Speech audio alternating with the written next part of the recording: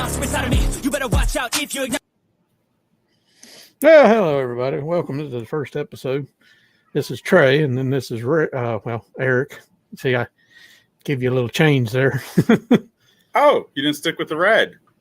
No, that's for when you're on the other one. You know. Oh, I should just be red, man. Oh well, you know, you can be. We haven't got to the last week's 2A yet, so we got to get to that later. That'll be Texas red. I know you're New Mexico red. You know, you're off of hiding from Felina. You know, in the Badlands of New Mexico. Yes. Oh boy, so this will be I guess this is just our podcast about what's happened last week in the Second Amendment arena. And last week was a doozy, wasn't it, Eric? Yes. I mean, my YouTube subs were filled up with all kinds of programs. So many, I didn't really get to all of them. Oh God, it was. I've still got some to watch, but you watch more of Colin Noir than I do. I don't watch him that much. I watch him periodically, but you watch him a lot more faithfully than I do. I watch Guns and Gadgets, Tom Greaves. I try to stay away from what's his face, Arm Scholar, him and his burning court backgrounds. I think they're kind of funny. Oh no, it's Clarence Thomas with fire in the court. You know, Right. I'm saying Clarence Thomas ain't fire in the court, but that's still, I don't know. Get over it. Stop doing it. But whatever. So, I listened to. I haven't listened to Kalon in a while. Kalon, and Guns and Gadgets. I also do Washington Gun Law. I will listen to him. I actually probably will listen to him a little bit more frequently than I listen to the other two, just because I like his format, I suppose. And Jared puts out so many programs, so many videos in one day. It's just kind of like, which one do I want to watch? Which one do I not want to watch? And the other thing of it is sometimes too, when I come home after work, really don't feel like being pissed off. So, you know, a lot of times I sometimes won't end up watching it. Although, you know, I will, I'm, you know, unequivocally 2A, pro 2A. And most of my opinions, as far as that goes, very, very, very liberal 2A guy. Mm-hmm. Everyone, if you're a free man, you should have one. You know, yes, not the liberal as what they've hijacked it and talked about. But so this week, right on the subject of 2A, I am a very liberal supporter of the 2A. You know, which means. If it goes bang, I think I ought to have it. Well, if it's fielded by the military, yeah, you should have it. I mean, that's what the founders were doing when they did it. But so I think on the news stories that we got was the first one I remember that was big last week. I think it was Monday or Tuesday. This one dropped. Let's put it up on screen there. The Fifth Circuit and the final rule on the frames and pistols is undone. They basically, now that's only applies in the Fifth Circuit. However, they went ahead and said that the ATF can't regulate. So I'll leave that on screen for a minute, but that's where they're telling the ATF, no, you don't have the power or the authority to regulate 80% arms. I have made 80% arms. I have 3D printed arms, but this is where the ATF was trying to say that the 1968 Gun Control Act gave them the right to regulate hunks of plastic and aluminum. So that was the first defeat for the Biden administration this week. And Merrick Garland and Stephen Dettelbach of the ATF, the AFT. But so that was their first falter. What's your thoughts on that? Well, did you watch anything I missed or see something I missed maybe? Right. Well, this week would be a bad week for that because, I'm coming to this show unprepared today. So, ladies and gentlemen, it's the first one. I'm sorry as far as that goes. And, my opinion is that at any point, that the ATF is not a law making body. That is the powers of the Congress that has to do with that. And if they want to augment the language of the 1968 NFA, gun control, then that really needs to be put through via the Congress. If they want to go ahead and change the language so that it's going to make a majority of Americans criminals, it's not good. And so the ATF and their powers need to be reined in as far as that goes. And so my opinion is if something that they have left convoluted is been rejected by the courts, then I'm for it as far as that goes. Well, that's just a teaser, the opener for our first one. And like I said, this is being pre-recorded because YouTube won't let us go live, unfortunately. Plus, I've still got to get everything signed in. But so the second one I heard about this week, before I get to the one that made all of me, I know me and you were happy about it. I'll put it up on screen. Cargill v. Garland is going to the Supreme Court. That's the bump stock one out of the Fifth Circuit. Bump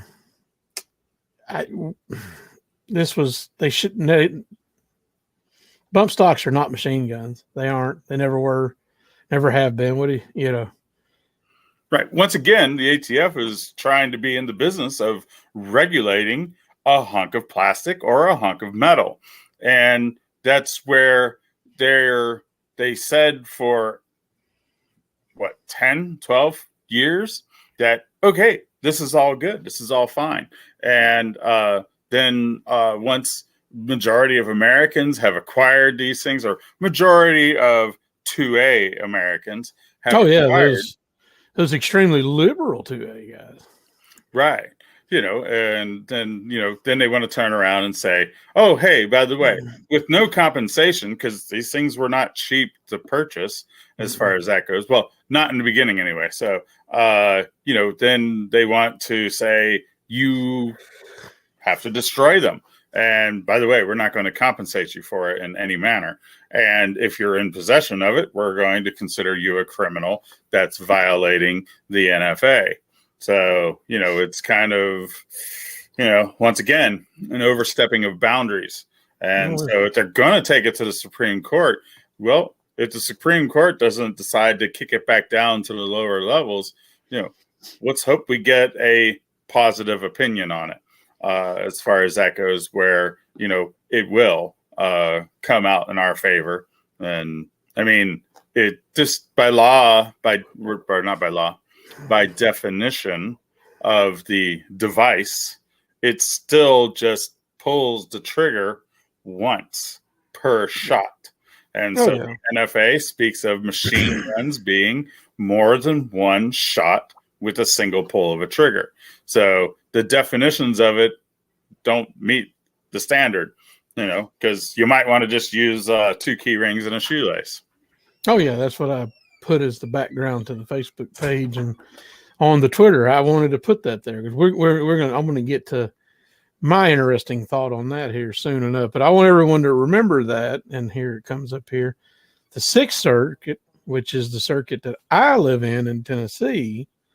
I believe that's Indiana, Ohio, Kentucky, and Tennessee is the Sixth Circuit.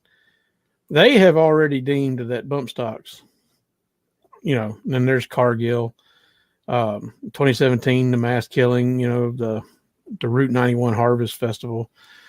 But the Sixth Circuit already said them aren't machine guns and kicked it back. The Supreme Court's taking up the Cargill case because it was the more widely popular one on the bump stock ban. But the Sixth Circuit already ruled that ATF cannot enforce. Now, again, if there was somebody who had one in the Sixth Circuit, I wouldn't advise you go kick or poke the bear.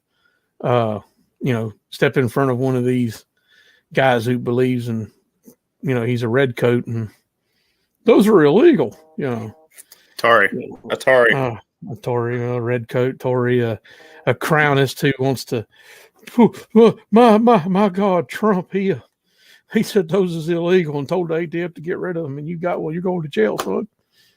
Yeah. Right. Yeah. Once again, the president who has enacted more gun control legislation in the red last, flag laws. yeah, Oh, yeah. along with the bump stock.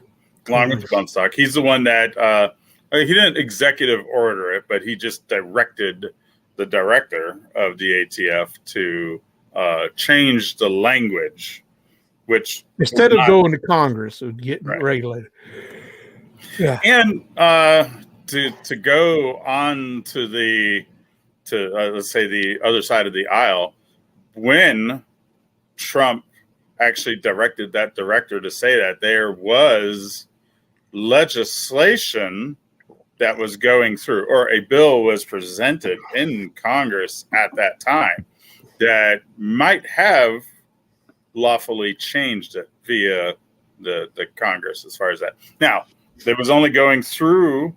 It had not come up for a vote. It was probably still going through this waiting period of when it would be brought to the floor and when people would, the legislatures would actually comment on it and negotiate, I suppose, what they were doing. But because Trump superseded Congress and directing the ATF director to augment the language, that's how come it didn't. Now, we have no idea if that legislation would have been brought to fruition and come all the way to the floor for a vote of yes or no. That's not something that we know. I guess at that point, we probably would have had to have accepted whatever it was that the Congress had come up with, but it never got that far. So we're here now, and now the Supreme Court will be the one making the decisions.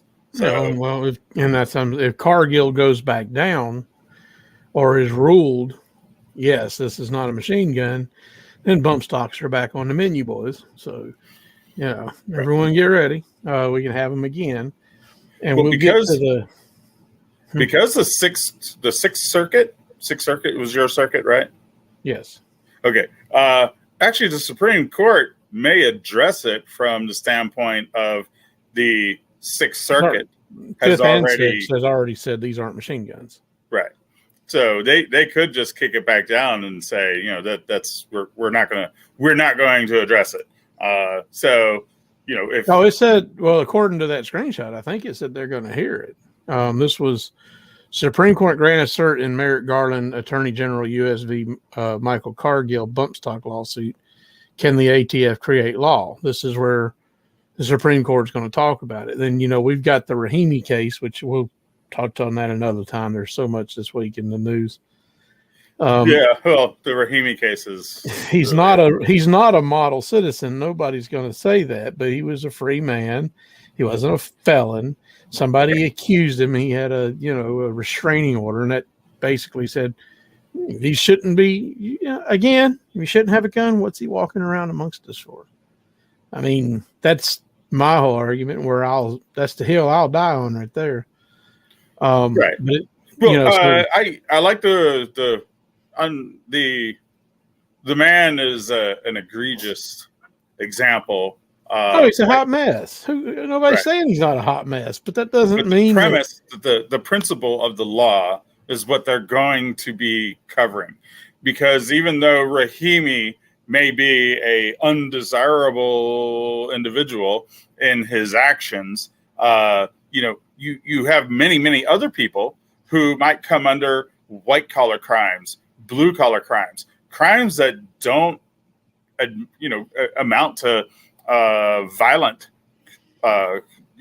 charges. There you could have people who might have gone to work and altered their tip checks, and they're been arrested and they're being processed through the system, and it makes them ineligible for gun ownership and stuff like that. So, a person who hasn't done a violent crime, they would also be held to the same law that unfortunately this undesirable charges are. So sometimes you have to get the squeaky wheel in order to get the attention and stuff like that. Because I'm sure people were like, oh, he was just check kiting or something like that.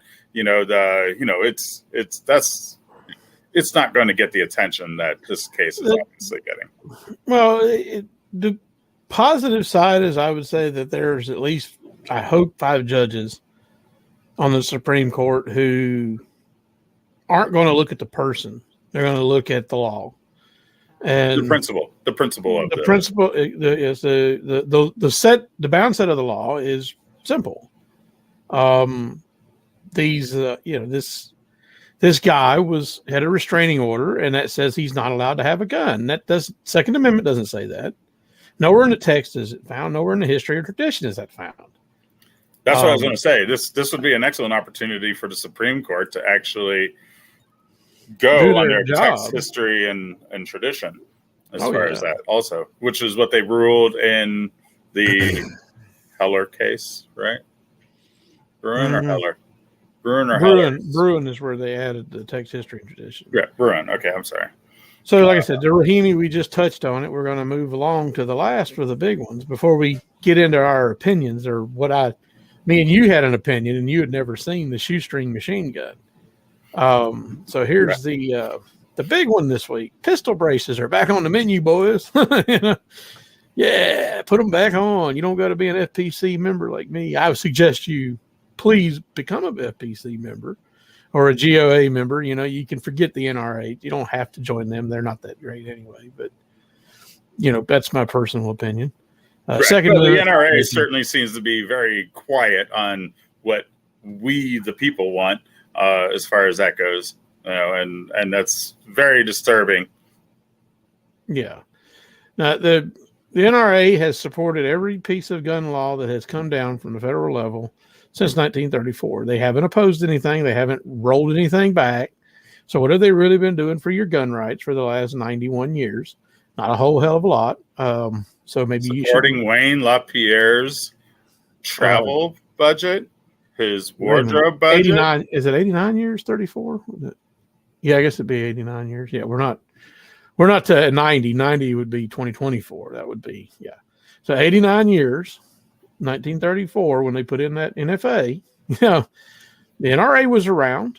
They didn't back it off. They let that stupid tax, and that's our segue. That's going to be the segue. We'll keep on the pistol brace rule because I joined FPC, I joined GOA, and I joined Second Amendment Foundation all before the pistol brace rule went into effect. So I had all my bases covered. The FPC, for give them credit, they backdated everybody who joined. They backdated their membership to let them in. Now, I was already in the FPC has a free membership. They do. So the FPC grassroots army is what they call it. They may send you out an email and ask you to email your congressman or forward something to your congressman to tell them, that they're trying to fight a law. They'll ask if you're in a blue district, they'll ask for more. If you're in a red district where there's not a whole lot of, kerfuffle coming your way, they'll leave you alone. But you're still considered an FPC member because you joined, which I've been that for years. It didn't cost nothing. But they did, if you paid, backdate you to the beginning of the case to make sure your membership covers you. And the injunction that they did get on the pistol brace rule and how they broke the Administrative Procedures Act, which FPC is a great organization. They aren't the most, there's some people that I watch and follow that don't really like them that much, but they used to also be involved with them for a while. And I don't know what it was that I would love to ask Fudbusters what the hell's broke them apart on it. I mean, really, I would love to know why they had that falling out. Because all I've seen from FPC is nothing but good. I don't. What's your right? I don't know. Are you a member or did you? Fifth Amendment, brother. The what? Fifth Amendment. Oh, fifth? Okay. Oh, well, you don't need it now. What do you need the Fifth Amendment right here now? So, I mean, look, you got this nationwide right there. That judge on the is it Brito v. ATF? That judge took that case nationwide injunction. They violated the APA because the final rule looks nothing like what they proposed. They proposed that crazy ass worksheet that said, "Well, check this, check this, check." Oh, you got a short barrel rifle, and the SBR thing. Wow, it's so what a joke. But so we had a conversation earlier. Was it Friday? We had our conversation.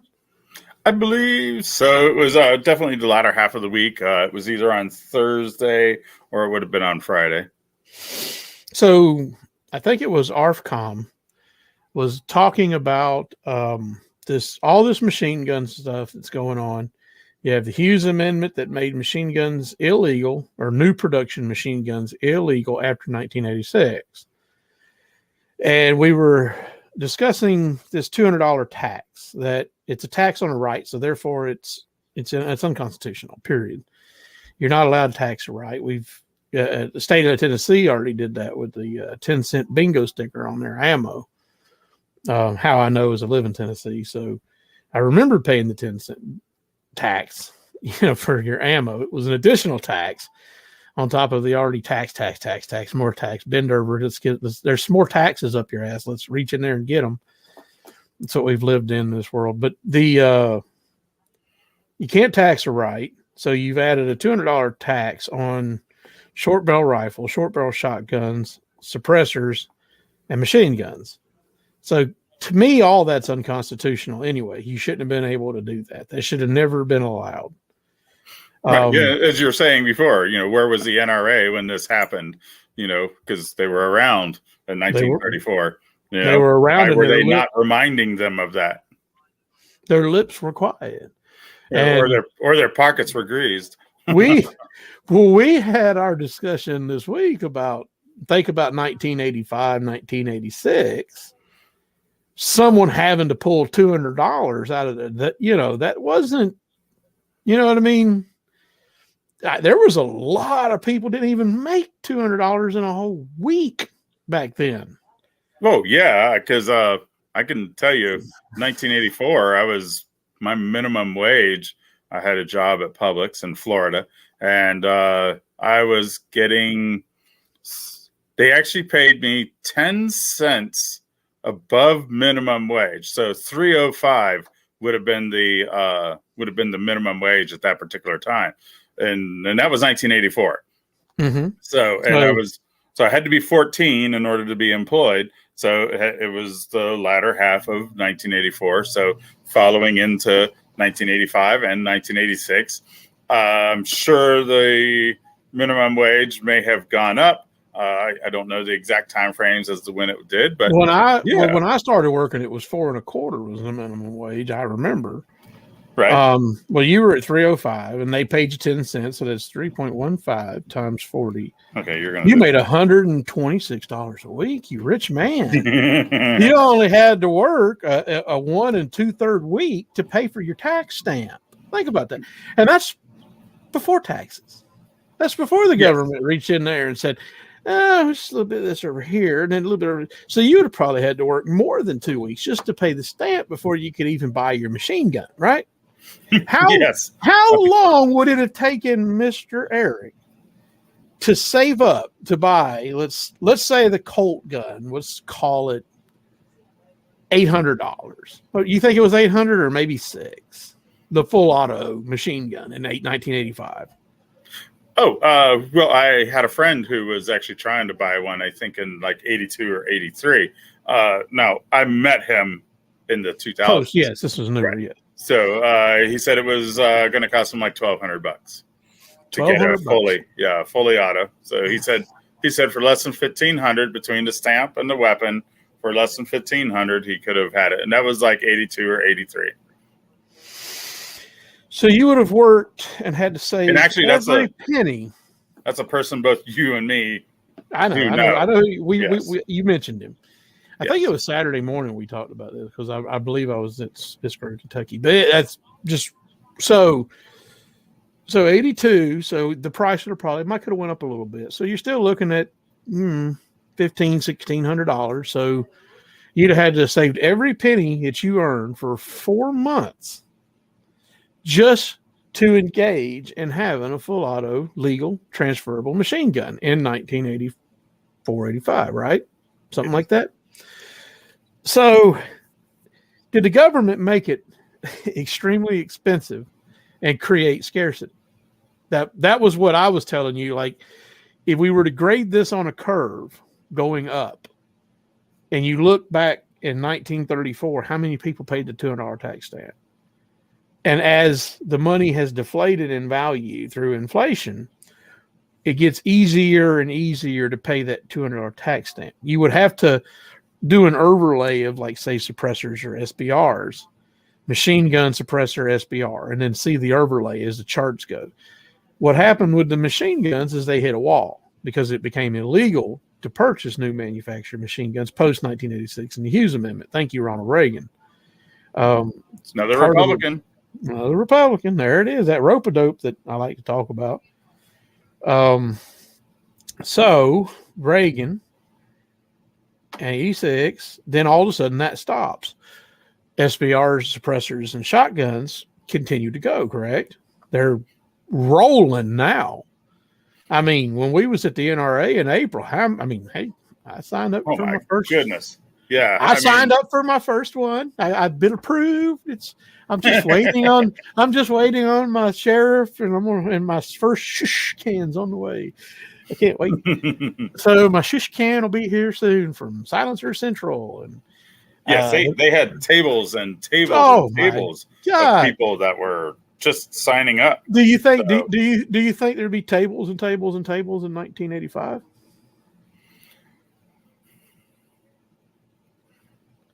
Well, only being 14. Once again, I was still only 14. Well, no, I'm saying on the money.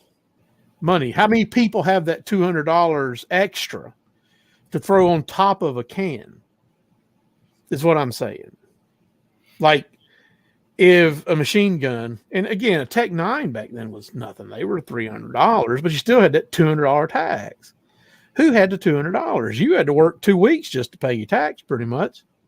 Right. But that would have been a nice introductory aspect as far as that goes.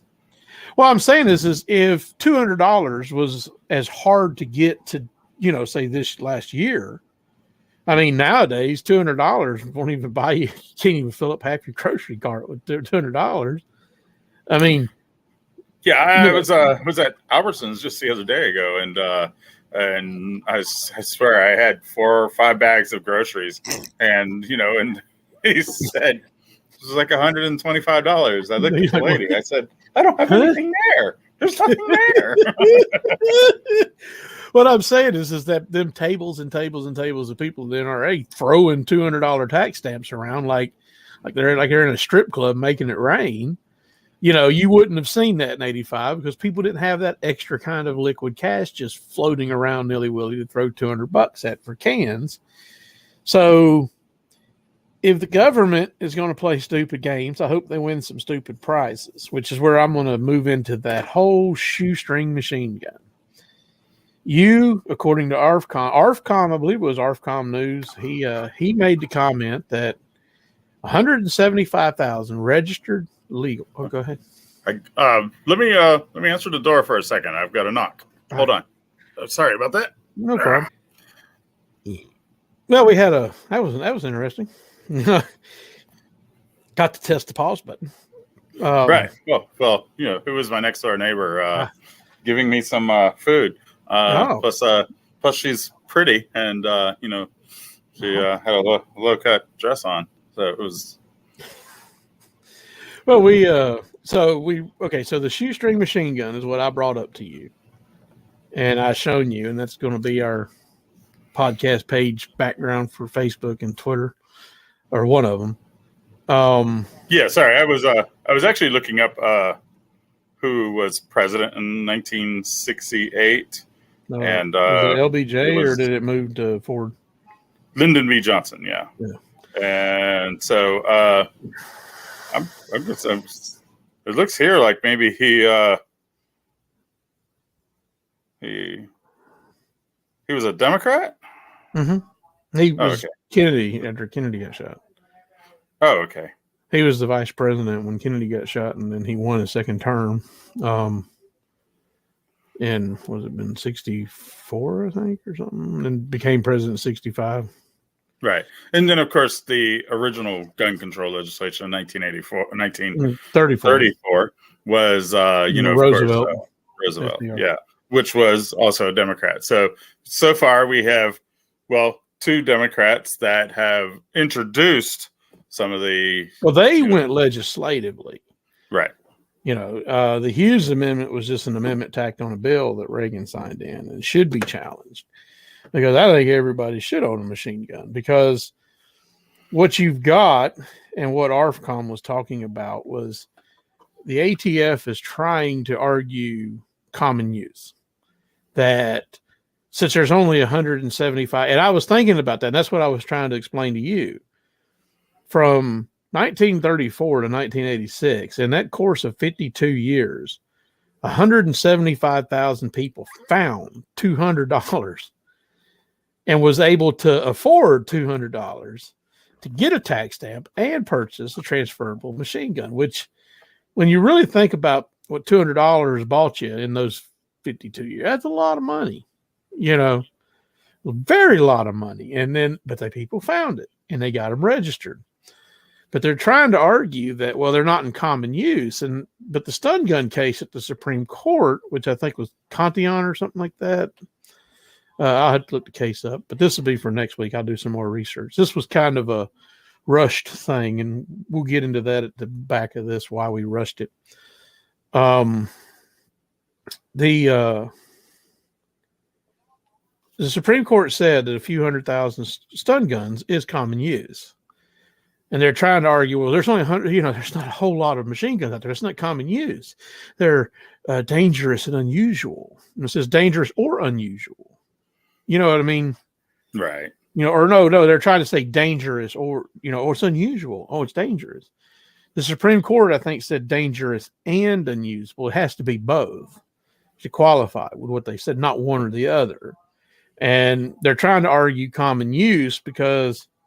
So that was what I was telling you. Wouldn't it be funny if the shoestring and the keychain machine gun that the ATF themselves said was a machine gun in 2004 undoes them, because there's common use shoestrings and machine guns out there. Everybody's got. Who doesn't have a pair of shoestrings in their house?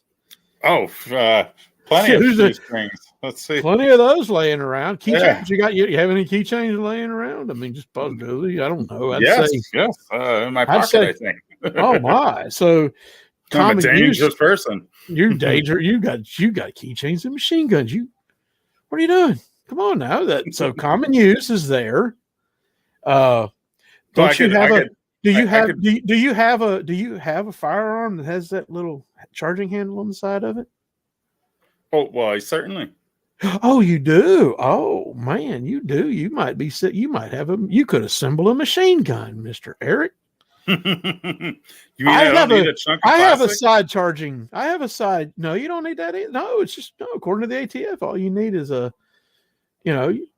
shoestring, cut to the correct length, wrapped around a charging handle, and wrapped through a trigger guard, and pull on the back of the keychain, hooked on the shoestring, and away she goes. She'll go bumpy by, she won't even go bumpy style. She'll go one rearward pull, squeeze the trigger, and just keep resetting it. So it's kind of like my Mini 14 or your M4.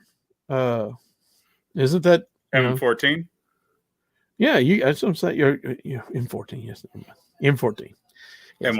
M1A technically. Your M1A, yes. Your M1A, my Mini 14, my Ruger, had a Ruger Mini 30 too. They could both possibly be affixed with a shoestring. Yeah, yes, because I believe that picture that is a style of action. Or you could have an M1 carbine even. I bet an M1 Garand would do it too. If you got it to the right length, it probably function the same way. Open up and reset, and so wouldn't it be hilarious? That'd be a really fast 8 rounds. Oh yeah. Just Oh ting. yeah. I've seen it. I've seen it. Somebody had an M1 Grand that was he was showing it off on a video. He's like, yeah, nobody's scared of these wooden stock grandpa guns, and he pointed it down range and held the trigger. I was like, whoa, that sucker was gone fast. Oh my god, it just looked fun though. I'd love to have one. But the point was, I got one more point for you. Go on from the shoestring and keychain rings. Actually, there's one other way that 2 key rings and a shoestring could be dangerous also. And hopefully I'm saying it right, but a crew de coq. Yeah. A garrote. Yeah. I believe it's called a garrote, I believe. Yeah. But yeah, no, I'm just still, it's the point that they've made the argument that those 2 devices can be a machine gun. So they kind of made the argument that common use. That's kind of how I was looking at it. That's what I was thinking about. It dawned on me. I was like, they might have gave us our common use test. Because now anyone with a Mini 14 to a Garand style action gun, technically, get your machine gun. If you have a keychain and some 14, I think it was 14 inches of shoestring laying around. Now that based on the action, you could make it a little longer for different stuff, but right. Yes. You can adjust to your needs. yes. Adjust to the action needs of the weapon. And according to the ATF, you got a machine gun. And actually, if you think about it, it would probably expend the entire magazine because you'd probably have to put your finger behind it in order to get it to stop. So if you did it right, I bet it would probably work and function correctly. I mean, the picture looks like it functions correctly. Well, never having done it myself, I haven't either. They don't have any firsthand experience with its control. And those bump stocks, I had to get rid of them all. Oh yeah, I know. It's ashamed. Hey, I'll tell you what. Those bump stocks, I never even got to use them in the first place. As far as that goes, because when I did purchase them, I was over the road truck driver, and I really wasn't at home to have the opportunity to use it, and and so I actually never got a chance. I had to destroy a perfectly brand new item. Never used. Procrastinators unite tomorrow. I actually feel like the French right now. Well, how's the French feel? It was only dropped once. Oh, never fire, no drop once. But it's the point of common use, and that's where I was like, wouldn't it be funny if the shoestrings is what undid the machine gun, because they created the scarcity. They've created the scarcity from 1934 to 1986 with the $200 unconstitutional tax stamp, meaning short barrel rifles, shotguns, suppressors, and machine guns were already scarce in those 52 years thanks to an exorbitantly high tax. Not many people would do it. Still, 175,000 people did find the means to buy a machine gun. And if you did, and you're one of the lucky people, then you have a very valuable toy today. If you could have found $500, to buy a Tech 9 in 1986 or 1985 and paid your $200 tax stamp and bought it all and had a transferable machine gun today, what are them going for now? $7,000-$8,000? What brand? The Tech 9s and the Mac 10s. I think they're still in the single-digit $1,000 range. Yeah, but they're not so prohibitive. If you really wanted, to buy in on the government's, draconian legislation, they're probably your best entry level. But as with anything else, it's the scarcity of something. The scarcity is why the price it's going up. Because going back to what you were saying, in 1984, 1985, you could have probably bought one of those for $300 or $400 in addition to the tax stamp, and you would have had it. The amazing thing of it is you could have gone from having a $300 machine gun to having the day after 1986 having a $3,000 machine gun. So talk about profiting. As more people, because you weren't of age to buy, were you? No. Ooh, Okay. no. I wasn't. I I was was a 14 years child. old. So I'm saying, you said you were 14 in '84 when you were going to get soda. Like I said, you wasn't even of age. You never had the opportunity to purchase one. You see what I'm No. saying? You know, Not your before only the opportunity. 1986. Yes. Yeah. You would have always had to buy one post in the climbing high, restrictive world of why the government made them uncommon.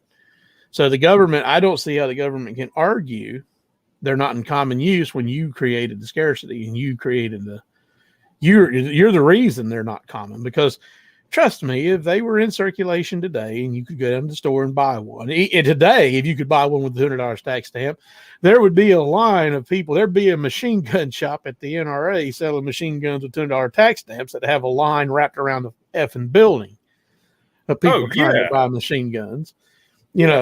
But just like Silencer Central did. But, like you got the Form 1 stuff now. And I do I hate wasting, but it would be fun to, I think it would be hilarious to try to Form 1 something, send it to them and say, I want to make a machine gun out of a string. And then let them deny you. It would be an interesting $200 because if they denied you and told you couldn't do it, then you could take them to court and sue them on it. And say, no, I want to sue you. Right. I want to sue you because these are in common use. And so are many 14s and many 30s are in common use. The Hughes Amendment, that's not law. That's not constitutional law. Ain't you read Bruin? Ain't you heard the text, history, and tradition? That wasn't, that's nothing. And your 1934 NFA was unconstitutional because it's a taxation on a right. It would be funny if you could beat their ass at it, Right. Well, even there, thinking about in 1934, all right, machine guns were relatively still young even then, as far as that, because the closest machine guns that you could really come to, when was the Maxim developed? Wasn't that like late 1800s? 1887? Yeah, 1887. Yeah, and then go from there forward with some of the machine guns. I mean, you had the BAR, the Browning Automatic Rifle, and then you had the Thompson, of course.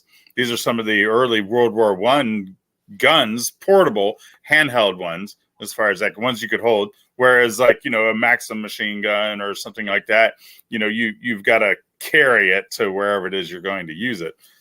As far as that, but even there, as far as common use, you have no real idea.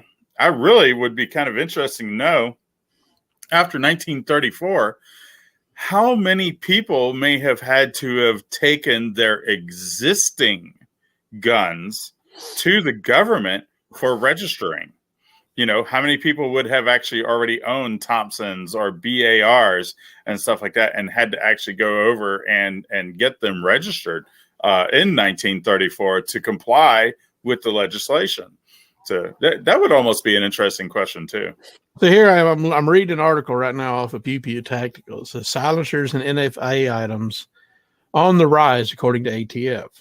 NFA devices such as short-barreled rifles, machine guns, and silencers are on the rise, according to newly released ATF data that showed a 49% increase in processed ATF forms in 2020.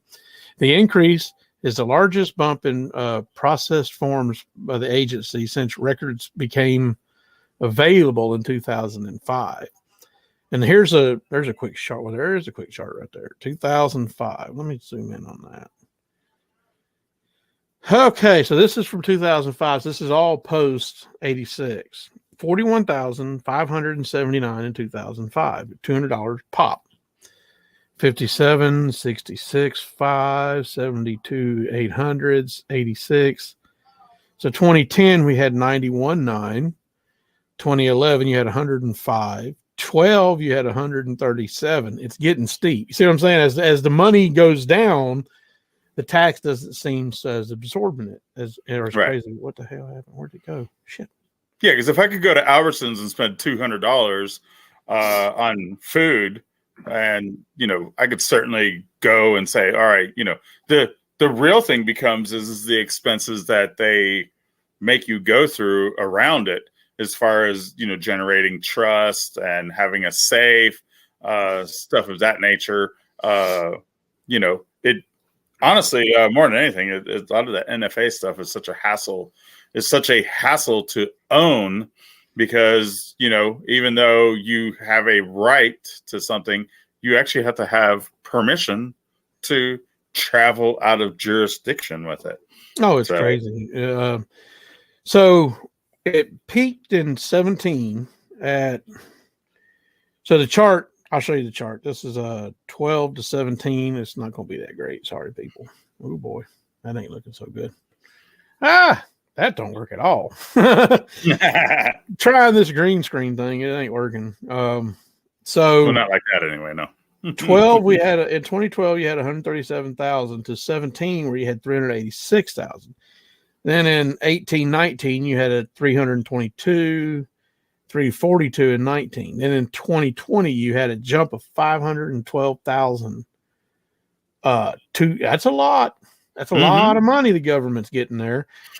And I feel like honestly the government owes it back to you because they taxed right. They shouldn't be doing that. Right. So I'm assuming that this is a collective of between. This is a chart going from 2000. Next week I'll screenshot this and right, because even though the 1986 is all machine guns produced before I think it was May 25th or 26th, 1986. Everything produced before that is still legal. Transferable. Right. Everything before is still transferable. But with suppressors and converting to SBRs, that's or just a $200. You can make your suppressor.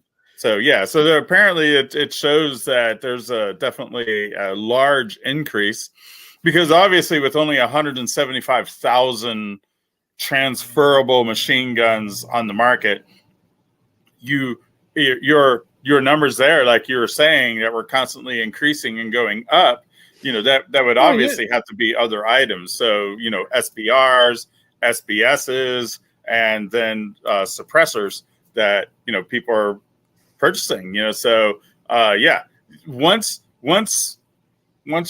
people are making more than enough money, like I said, I mean, if you would go down and if you have just a family of two going to the grocery store once a week or once every other week, it's easily a $200 to $300 bill to stock the food in your house that you just eat on a common everyday basis. So, you know, going and giving $200 for a suppressor, you know, honestly, you know, a stamp to get the stamp, you know, that's pocket change at this point. Oh yeah, it really has become. Well, what's this thing?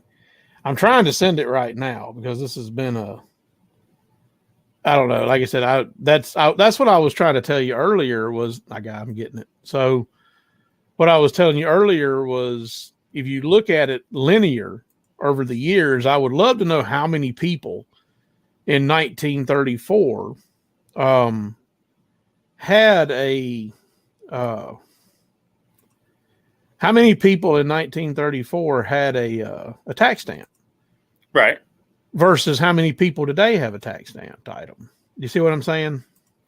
Yes. So that's what I mean by how many people in 1934 had one versus today. Here it comes. I got it. I had to go get this. So here it is. There, you'll see the chart at the bottom. And remember, all the way to the right is 522,000. Let me see, make sure I get that number right. 2020 is 512,000, and the beginning was 41,579. That chart at the bottom. So that's your tax stamp on suppressors and short-barreled rifles, but none of those are machine guns. What I'm saying is imagine how high the numbers would be if machine guns were not illegal because of the Hughes Amendment. Right now, the only way to have a machine gun is you got to get an SOT, and now you got Larry Vickers who's been locked up for it. And from what that turns into, a whole debacle of he's probably guilty. He pled guilty. Right. I mean, you got to watch what you say, especially in records. I mean, like I said, this right here, we're just saying what I'm saying is if machine guns were still new manufacturer machine guns were still allowed to be purchased, and then you could add them, to the NFA and pay your $200 tax stamp, they would be on this chart. The numbers on this chart would be much higher. I'd probably be in this chart a long time ago. I mean, I started getting into guns. I mean, I had guns as a kid, not in 86, but I wasn't that young. I don't know. I had BB guns in 85, 86, but I didn't have. Right. I had a Daisy Red Ryder back in those days. But I didn't have machine guns or nothing like that. Nothing cool. But what I'm saying is. You probably could have had a Daisy machine gun. I mean, it's still perfectly legal. You still have a Daisy machine gun today. I mean, yes, you can. Full auto machine guns or machine gun air rifles because it's so much not a rifle. Just like they don't regulate black powder. Well, it has a smooth barrel, and which makes it not a rifle. Yeah, so, it's one of those things. What was that Franklin Armory? For the longest time, they were actually able to get away with the shorter barreled ARs. Well, I say get away with. I believe they're still able to get away with it because it's a smooth barrel rifle. So, they don't consider it to be, dangerous. Oh, yeah, the technical terms about that. But that's what I was like what we were talking about and discussing, that some of them the numbers might even be double if machine guns were still from 2005 to 20. If machine guns were still allowed to be purchased and paid your tax stamp. And, but there's so much that we can talk about on this. This has always been me and your baby, things that we love to chit chat about. Yes. And as we grow this, I hope we can grow this pretty good. We'll have to watch what we say, but it's all about gun law, and we're not lawyers, and this isn't legal advice. If you take this, it's, we're telling you. We're both common citizens. We're just doofuses that are reporting what we see in our opinions. And we're just kind of, but I'm just sitting there thinking about it, man. That would be so funny if shoestrings and keychains, was to break their back. I think it would be funny. Right. It's almost worth it to try to just flush $200 just to see what they say. Right. Well, let's make this keychain I and a want to shoestring. Form 1 this shoestring and keychains into a machine gun, and then see what they say. You guys, oh my God, you're halfway there. Yeah. Oh my, Don't get out your keys. Oh, hold on. Common usage. Oh no, they're just laying around. Wait a minute. Oh no. Oh my. What have I created? You criminal. I'm just saying that was our introduction when we did, and I told you I had this channel, and we'll have this. I like this. I don't know how you feel, but we'll do this next Saturday night. How does it sound better? Drinking yes. night. Have some drinks, get some drinks, sit down, some libations, sit down by in front of the computer. But maybe a pretty neighbor can come over and hand me, more food. Oh, well, more food. I know, but maybe they can give you a little dessert on the after side. Well, I guess her significant other may have a. Oh boy, but this is the part of this. For the people if you're still here, thank you. Like, subscribe, hit the bell, all that stuff. But this is going to be. I hope we shoot some videos from SHOT Show this year. From this is what I wanted to say about this. This is hopefully, way for 2 badges to be produced for Eric, and I might have a second badge on this one, but I'll help you pay for But the NSSF, they've gotten real hard to get into. And SHOT is fun. It's cool to go, and I would love for this to be our media way in. Yes. So we hope that, and if we do, we'll be uploading videos from SHOT on the floor here, right? Yes. Yeah, I would just say we could go around, do videos, and upload them here. And I'm game for that. I didn't do videos. Last time I went was 2020. Haven't been since then. I brought the China flu back from, I brought it to Nashville. I came home with the China bug. Yeah, I haven't been to a SHOT show since I think it was 2008, 2009, in that time frame when they were in Orange County or Orlando, and the Orange County Civic or the Convention Center, and which it was awesome, and we dump a little bit on the NRA as far as that goes. So we settled for a while with just doing NRA annual meetings. But shows. You've seen in the past 8 years. They're a different beast. No. The NRA is that last one that was so small. That one in Indy, so small. I mean, compared to when you was here in Nashville, wasn't the one in the Nashville. I mean, there were some big companies didn't go to the NRA a lot. Oh yeah, Smith & Wesson was actually noticeably absent. Now they may have been in their transition frame because they're moving to Alabama, right? No, Smith & Wesson's moving to Knoxville. Oh, Knoxville? Yeah, they're coming to Knoxville. Oh, okay. Wow, Tennessee is recruiting the firearms industry. Bringing it. You got Beretta right down the road from where you are. Oh yeah, right down there in Guillotine. Yeah. So and then there's a number of other ones. 6 Hour. Okay, 6 Hour, I believe, is the one that has moved to Alabama. They're moving to Alabama. No, 6 Hour. No. Kimber moved to Alabama. I believe 6 Hour is also gone. I know they were in New Hampshire. I thought they were in New Hampshire. Right, but I believe they've moved some facilities. Are they getting? Yeah, and you have Steyr. Steyr is in Alabama also. Yeah, Steyr is just down the road a piece, not very far. Yes, it is. So, but you had Taurus moved to Alabama, which is weird. They moved from Miami. I mean, they still got their facility in Miami, but I think they have their import thing. But yeah, they might be doing just some other stuff there. But yeah, well, someone was moving to Georgia. I don't remember. Somebody was moving to Georgia, a big company. A lot of companies getting out of the Northeast. They're just realizing it's completely not business friendly up there anymore.